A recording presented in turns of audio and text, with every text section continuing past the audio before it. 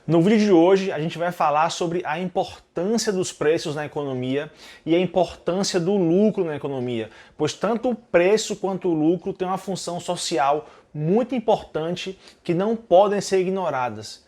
Esse aqui é um dos vídeos mais importantes, mais ricos e mais relevantes aqui desse canal. Peço que você fique comigo até o final porque vai ter conteúdo de muitíssima qualidade por aqui. Bota o capacete que vai chover informação e vamos pro vídeo.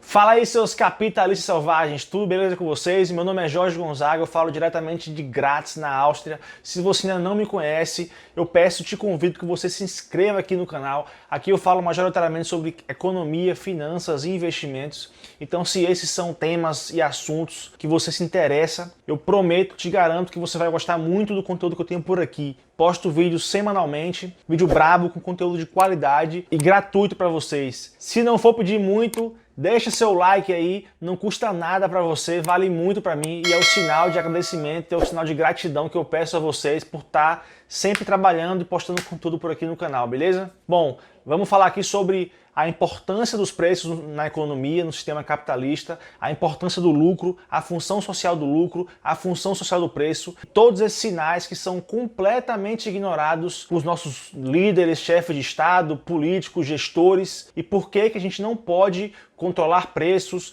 por que a gente não pode colocar teto de preço, piso de preço, por que os preços têm que flutuar livremente. Afinal, quando o governo intervém na economia, ele intervém nos preços e isso causa uma série de distorções na economia, umas um pouco menos relevantes, mas outras bastante perigosas, podendo gerar escassez, pobreza, desabastecimento, criminalidade, dentre tantas outras coisas ruins que a gente não gostaria de ter. Eu quero que vocês internalizem primeiro uma coisa, e eu vou ao longo do vídeo repetir isso e vou explicando ao longo do vídeo por quê. O preço, ele é uma informação que não pode ser ignorada. Os políticos tentam sempre, direta ou indiretamente, seja controlando de fato os preços, ou regulando produtos, ou colocando regras distintas para produtores diferentes ou para produtos diferentes, mas eles estão sempre tentando controlar, manipular ou regular os preços na economia. O problema disso é que normalmente eles fazem isso com uma intenção, resolver um problema,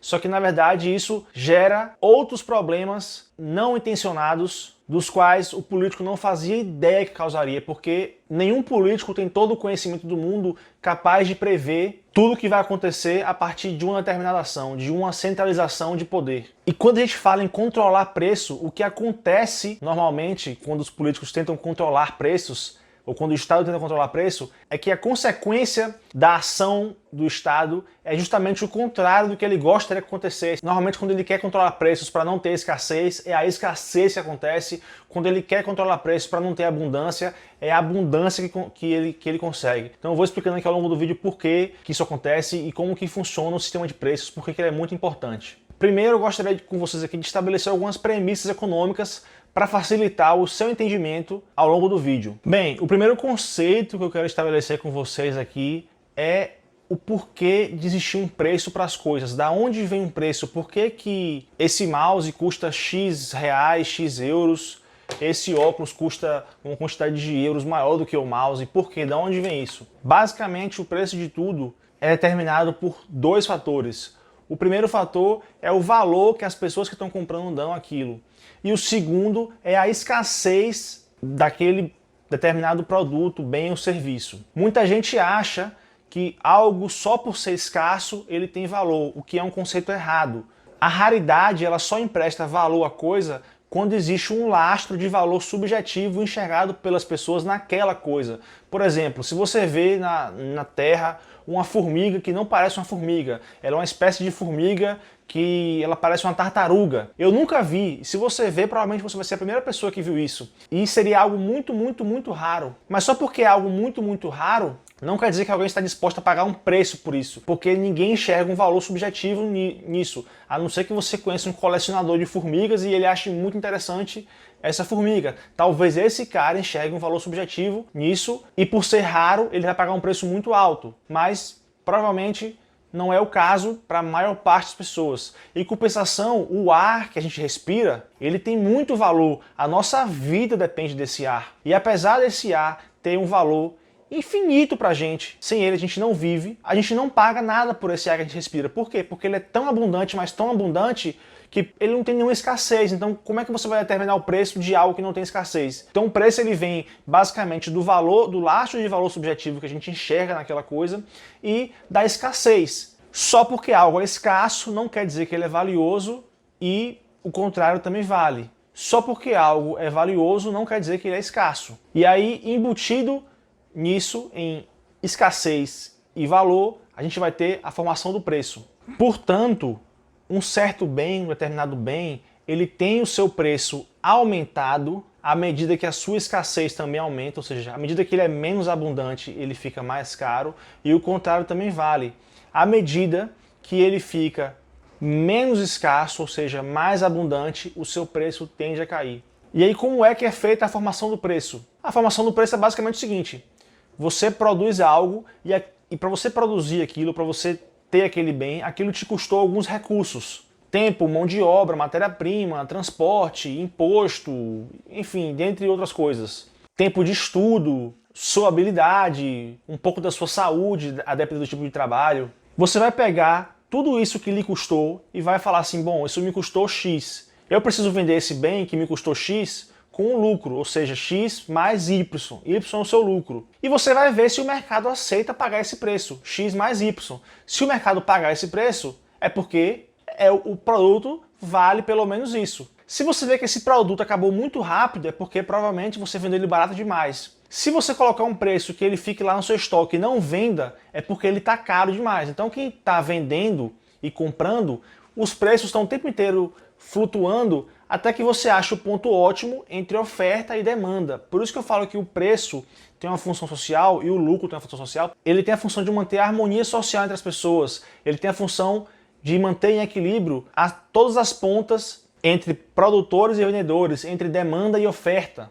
Afinal, se não houvesse sistema de preços, o mercado seria completamente irregular. A gente teria produtos sendo ofertados demais, sendo que a gente não precisa deles, ou produtos sendo ofertados de menos e uma demanda altíssima por esses produtos. O importante é você entender que o preço de qualquer coisa não é um dado arbitrário. Ele é uma informação, ele é a informação mais importante da economia. É por isso que ele não pode ser determinado por decreto, por lei ou por um bando de burocratas que se acha mais esperto que todo mundo e acha que pode manipular o preço das coisas. Quando isso acontece, os preços estarão artificialmente altos ou artificialmente baixos, porque eles não conseguem fazer o ajuste fino de nenhum preço. Toda vez que o governo tenta interferir na economia, nos preços, desastres econômicos acontecem. O problema é que a economia é uma cadeia de transmissão e não necessariamente o ato do governo está diretamente ligado ao desastre econômico. Existe uma série de intermediários até que você chega no desastre e muitas vezes as pessoas não ligam o desastre econômico à interferência do governo. O mercado, ele é disciplinador, o mercado ele não é preconceituoso, ele não liga se você é preto, branco, mulher, homem, qual a sua religião, qual a sua orientação sexual. Ele liga apenas se você está disposto a pagar aquele preço por aquele produto. Quando produtos são produzidos, a primeira unidade daquele produto é comercializado por quem está efetivamente disposto a pagar o maior preço por aquele produto. Ou seja, a pessoa que efetivamente tem a maior necessidade desse bem. É um critério objetivo, quem está disposto a pagar o maior preço. A segunda unidade desse bem é entregue à segunda pessoa que está disposta a desembolsar a maior quantia. É a segunda pessoa que mais enxerga valor subjetivo naquele bem. Afinal, o mercado não tem como entrevistar cada pessoa para saber e medir com dados quem precisa mais de qual produto e quem gostaria mais de ter o quê. Ele basicamente bota o preço e vê quem está disposto a pagar. Quem está disposto a pagar é quem efetivamente enxerga mais valor subjetivo naquele bem e tem uma maior urgência em ter posse daquele bem. Portanto, o mercado permite que bens sejam alocados da maneira mais eficiente, porque o mercado permite que os bens sejam alocados onde exista as necessidades mais urgentes, segundo critérios objetivos e efetivos. Por que eu digo que o preço é uma informação? Porque embutido naquele preço, existem várias coisas, existe o tempo que quem produziu gastou, existe a mão de obra que foi paga para quem produziu, existe a escassez da mão de obra, existe quanto que custou para a mão de obra ter a habilidade de fazer aquilo, quanto que o cara teve que fazer de especialização, de curso, existe o custo do transporte, existe o custo do pneu do transporte, existe o custo do pedágio, existe embutido naquele preço a informação de se na estrada onde o caminhão transportou o produto, se tem muito buraco ou pouco buraco, porque talvez com muito buraco o cara fure mais o pneu e aí tem que trocar mais vezes de pneu, isso aumenta o custo do transporte. Enfim, existe uma infinidade de dados e informações embutidos naquele preço, porque a partir dos fatores de produção e dos custos e dos recursos usados na produção daquilo, até que ele chegue no consumidor final, o vendedor ele chega num preço que para ele tem lucro e ele está testando, fazendo um ajuste fino para saber se o mercado está pagando aquilo. Só que quem está pagando não quer saber quanto custou o pedágio, quem foi o motorista, quem produziu, que custo o cara que produziu fez.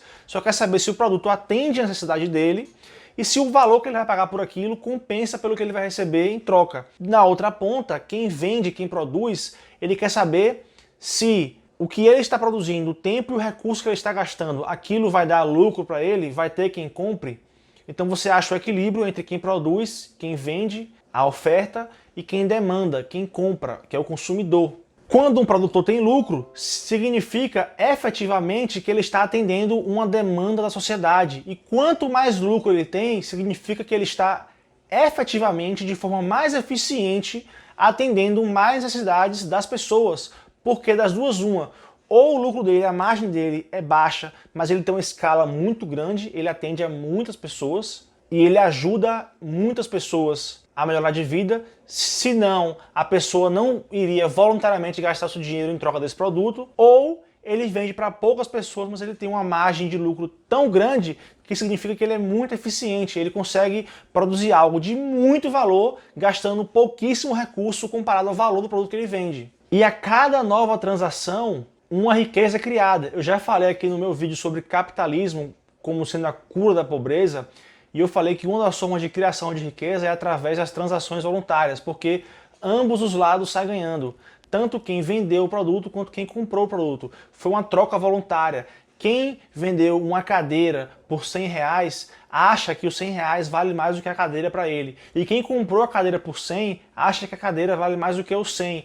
Ambos os lados saem ganhando e ambos os lados saem mais ricos da troca. E é por isso que o preço ser livre e o produtor poder ter lucro, existe uma função social nisso. Porque mais riqueza é criada sem que ninguém saia perdendo, afinal ambos os lados ganharam. E o preço ele permite que os sinais sejam emitidos corretamente entre todos os tomadores de decisão. O que eu quero dizer com isso? Se as margens de lucro, se o lucro de determinado produto aumenta muito na região, isso é um incentivo para que os produtores passem a produzir mais para aquela região, porque naquela região existe uma demanda, existe uma necessidade muito alta por aquele bem. E se os preços sobem naquele bem naquela região, isso é um sinal para os consumidores consumirem menos daquilo. Vou fazer uma simulação com você, com um exercício mental. Para quem já acompanha meu canal há algum tempo, sabe que eu não moro no Brasil, eu moro na Áustria. Culturalmente aqui na Áustria, o austríaco ele consome muito, mas muito pão. O pão de diversos tipos é uma parte muito forte da cultura austríaca. E eu não sei de onde vem esse trigo, mas vamos supor que o trigo vem aqui da Eslovênia. O trigo é plantado na Eslovênia, que é o país vizinho, e é vendido aqui na Áustria. Vamos supor que existe uma praga ou um incêndio na Eslovênia, e todo o trigo é queimado, e não tem mais trigo na Eslovênia. O que você acha que aconteceria com o preço do pão aqui na Áustria? Ia subir muito, mas muito. O que isso teria como efeito? O trigo ficaria mais escasso, consequentemente mais caro, consequentemente o pão, que usa o trigo como insumo, ficaria mais caro. Qual a consequência disso na economia, no dia a dia das pessoas?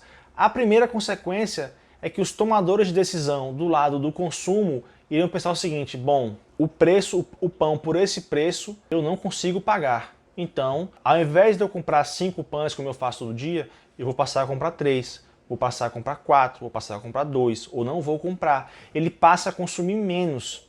Isso faz com que o pão não entre em escassez, já que como o preço aumentou, aquilo é um desincentivo para quem consome consumir. E ele tenta substituir o pão por outra coisa. E na outra ponta, o produtor pensa assim: nossa, naquele lugar ali, o trigo está saindo pelo dobro do preço do que no lugar que eu vendo.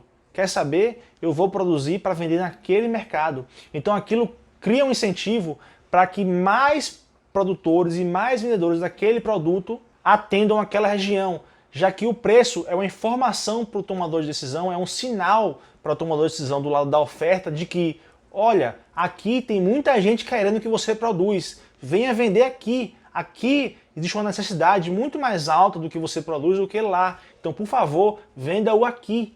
Com algum tempo, o que aconteceria é que a demanda e a oferta iria novamente se equilibrar. Haveria um momento em que tantas pessoas iriam produzir para essa região aqui trigo, que o pão ia voltar a ter o preço mais baixo como era antes, e as margens de lucro iam diminuir, e as pessoas poderiam voltar a consumir mais pão como elas consumiam antes, porque só quem estava consumindo pão é quem estava efetivamente enxergando o valor subjetivo no pão tão alto, mas tão alto que estava disposto a pagar 2, 3, 4 vezes o preço normal de um pão, porque o pão estava mais caro. Eu sempre lembro de quando o Uber começou no Brasil. Na época eu morava em Salvador, que é minha cidade natal, e o Uber tinha aquele negócio chamado preço dinâmico. Eu acho que até hoje ele tem, mas ele não mostra mais qual é o fator multiplicador. Mas no começo o Uber era assim, ó, você saía de uma festa e aí você pedia o Uber e você via lá que estava assim, preço dinâmico, 1,5 vezes, 2 vezes, 2,5 vezes, ou seja, o preço da corrida estava custando 2,5 vezes mais do que normalmente custa. Por quê? Porque tinha tanta gente querendo Uber e tão pouco motorista, como se fosse o seguinte, tanta gente querendo pão, mas tão pouco trigo para fazer pão, que o preço do pão tem que subir. Então o preço do Uber tinha que subir. Para quê? Para desincentivar as pessoas a tomarem Uber, para os carros não ficarem escassos, e para incentivar os tomadores de decisão na outra ponta, os produtores, os fornecedores de corrida, os motoristas, a irem para aquela região. Porque o cara pensa assim, pô, se eu fizer corrida nesse bairro, eu estou ganhando uma vez. Para eu fazer uma corrida que é a mesma distância, o mesmo tempo, naquele lugar, naquela festa, eu vou ganhar 2,5 vezes mais. E eu lembro que se você pedisse Uber e você visse que o preço estava dinâmico lá, cobrando mais caro, se você esperasse um pouco, 15 minutos, 20 minutos, rapidamente o preço do Uber ia voltar ao normal. Por quê? Porque muito motorista ia entupir aquela região com carro, incentivados por lucros altos, de forma que o preço da corrida ia baixar, já que a demanda e a oferta novamente entraram em equilíbrio. Outros exemplos da vida real, da economia real que eu consigo me lembrar, foi em 2020, quando estourou a crise de saúde, e houve uma demanda muito alta, muito mais alta do que o normal, sobre álcool gel. E muita gente discutindo sobre tabelar preço de álcool gel para que não houvesse escassez. Se isso fosse feito, aí sim é que haveria escassez. Como, graças a Deus, não fizeram isso, e o álcool gel estava muito mais caro, o que é que isso emitia de sinal para o mercado, para os tomadores de decisão? Para os consumidores, olhe, não compre tanto álcool gel porque está caro, só compre o que for estritamente necessário e importante para você. E só comprava quem realmente tinha uma necessidade, uma urgência muito alta, quem talvez tivesse um grupo de risco em casa. E do lado de quem produzia, aquilo foi um incentivo para que quem conseguisse produzir álcool gel, até quem não fosse produzir álcool gel, conseguisse produzir visando os lucros que o álcool gel estava dando naquele momento. Eu lembro que, sei lá, a Ambev, que faz bebida, tem nada a ver com álcool gel, uma parte das fábricas foram usadas para poder produzir álcool gel.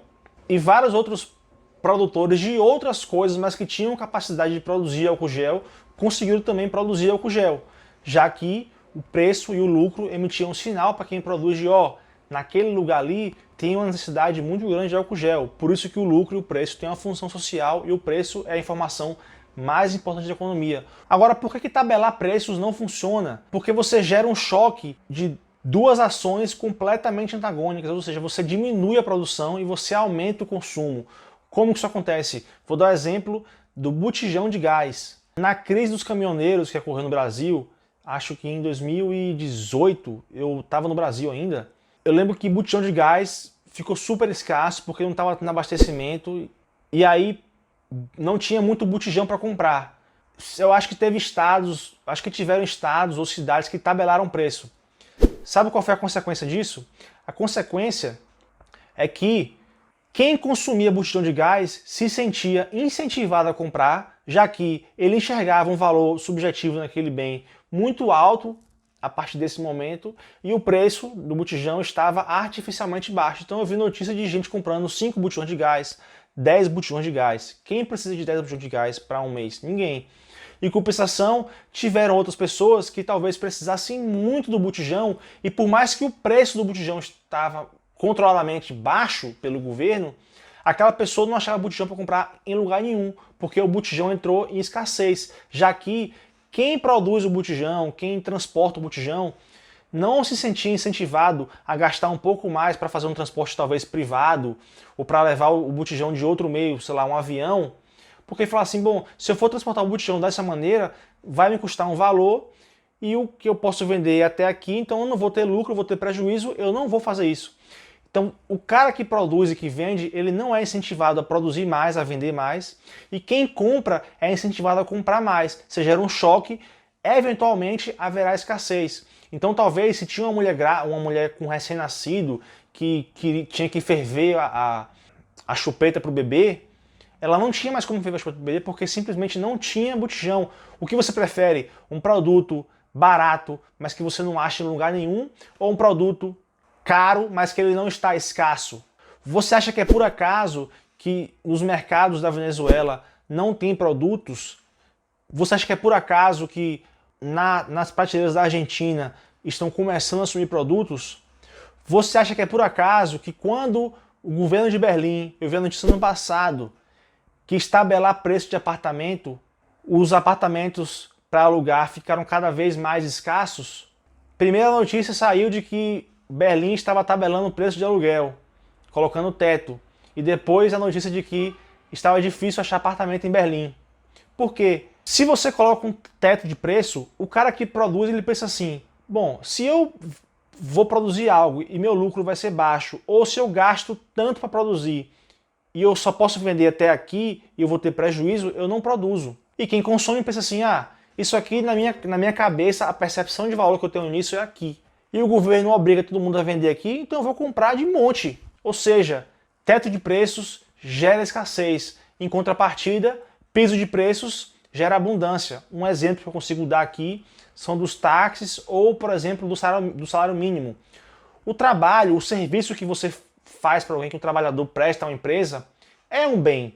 Ele vende o tempo e a habilidade dele para a empresa, e a empresa compra aquilo porque aquilo vale mais para a empresa do que o valor que ela paga para o cara e vice-versa.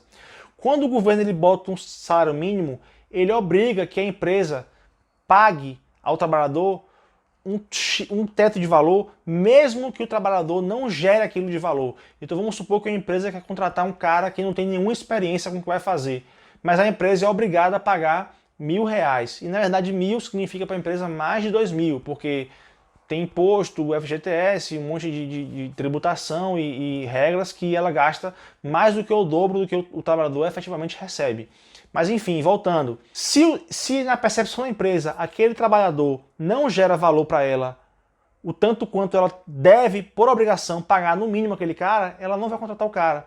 Na outra ponta, quem oferta o serviço, que é o trabalhador, se ele vê que existe uma lei que fala, pô, se você trabalhar aqui comigo, você é obrigado por lei a receber no mínimo esse valor aqui.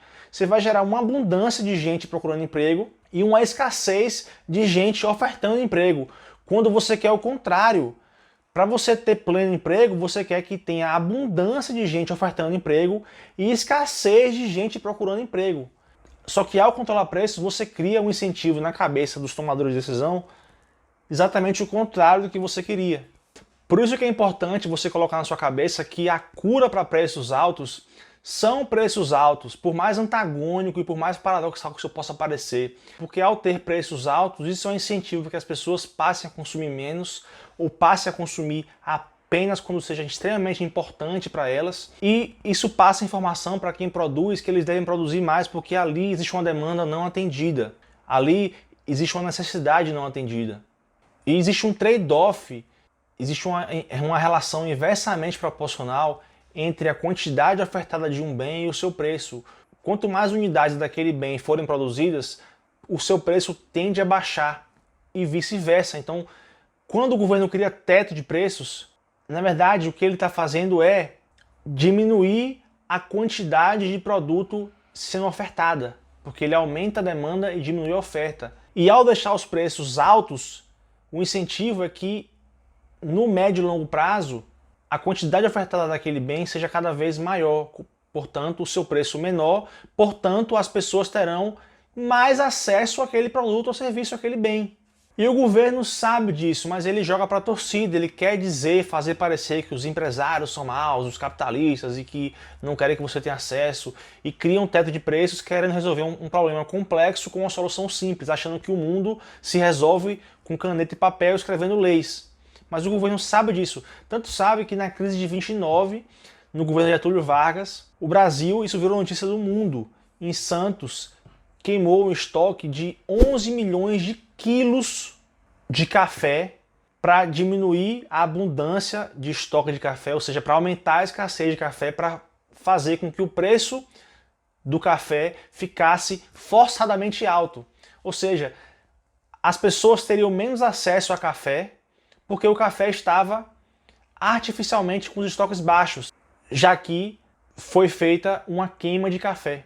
Um outro exemplo que eu consigo dar é aqui na Áustria, um exemplo esdrúxulo de como o governo controla os preços que os pais pagam para a creche. Basicamente, o governo determinou que o valor que cada criança vai pagar de mensalidade, que os pais da criança vão pagar de mensalidade para a creche, é proporcional à renda dos pais, da família. Então, se uma criança é filha de pai rico, a mensalidade dela é mais alta. Se ela é filha de pais pobres, a mensalidade é mais baixa. A ideia colorida de flores e céu de brigadeiros e perfumes no ar, maravilhosa do governo, é que todo mundo tem acesso à creche, pobre ou rico. Na prática, o que acontece é a creche ela força a barra e ela faz de tudo para aceitar crianças filhas de pais ricos, porque se o custo dela para cada criança é o mesmo, ela vai sempre querer receber mais. E pior ainda, se para a creche custa isso aqui para colocar uma criança na escola, na sua creche, mas os pais só podem pagar aqui, por lei, existe um teto de preços, os pais até gostariam de pagar aqui para a creche, mas eles não podem porque a lei manda ele pagar até aqui. Se existe um teto de preços para os pais pobres, vai ter uma escassez para aqueles pais. No outro lado, como existe um piso de preços para os pais ricos haverá uma abundância desnecessária de creche. Então, na prática, o que acontece é o contrário do que o governo queria. Na prática, pais pobres não conseguem achar creches para os filhos e pais ricos conseguem achar creche até demais. Por isso que eu vou afirmar aqui mais uma vez, o preço e o lucro, eles são importantes, são as informações mais importantes da economia, do mercado, tem uma função social de promover a harmonia social, cooperação entre as pessoas, garantir que bens e produtos nunca entrem em escassez e que as pessoas que tenham muita urgência em consumir aquilo, pelo menos achem algo na prateleira, por mais caro que esteja. Portanto, não se controla preços. Controle de preços gera desastres econômicos não intencionados. A gente viu isso ao longo da história. No Brasil teve controle de preços e de produtos subindo das prateleiras, na Venezuela, na Argentina, em Cuba, até aqui na Europa, no exemplo que eu dei do apartamento em Berlim, das creches na Áustria. Deixem os preços flutuar livremente. Por mais cruel que isso possa parecer, na verdade, a consequência de controlar preços é ainda mais cruel. Eu vou deixar aqui um vídeo de Milton Friedman falando da produção de um lápis. Look at this lead pencil. There's not a single person in the world who could make this pencil. Remarkable statement? Not at all. The wood from which it's made, for all I know, comes from a tree that was cut down in the state of Washington. To cut down that tree, it took a saw. To make the saw, it took steel. To make the steel, it took iron ore. This black center, we call it lead, but it's really graphite, compressed graphite. I'm not sure where it comes from, but I think it comes from some mines in South America. This red top up here, the eraser, bit of rubber, probably comes from Malaya, where the rubber tree isn't even native. It was imported from South America by some businessmen with the help of the British government. This brass ferrule, I haven't the slightest idea where it came from, or the yellow paint, or the paint that made the black lines, or the glue that holds it together. Literally thousands of people cooperated to make this pencil. People who don't speak the same language, who practice different religions, who might hate one another if they ever met. When you go down to the store and buy this pencil, you are in effect trading a few minutes of your time for a few seconds of the time of all those thousands of people. What brought them together and induced them to cooperate to make this pencil? There was no commissar sending out orders from some central office. It was a magic of the price system, the impersonal operation of prices that brought them together and got them to cooperate to make this pencil so that you could have it for a trifling sum. That is why the operation of the free market is so essential, not only to promote productive efficiency, but even more, to foster harmony and peace among the peoples of the world. Então é isso, galera. Eu vou ficando por aqui. Esse vídeo já ficou muito longo, mas tenho certeza que ficou muito informativo. Peço desculpas se ele foi muito maçante, muito teórico, mas era a única maneira de eu fazer esse vídeo aqui, dando um argumento bem feito e bem amarrado para que você pudesse entender. Esse aqui é um dos vídeos mais importantes que eu já fiz nesse canal, porque entender a função e a importância dos preços e que o preço é uma informação é crucial para entender todo o resto da economia. Então, se você gostou desse vídeo, te convido a se inscrever no canal, a deixar o seu like. Se você tem alguma dúvida, deixa aqui embaixo nos comentários. Eu vou gostar muito de responder a sua dúvida ou de entender sua opinião sobre esse tema. Se você não gostou do vídeo, manda um e-mail para ninguém-se-importa com a sua crítica @gmail.com. Eu vou ficando por aqui. Até o próximo vídeo. Espalhe a palavra. Um abraço e tchau!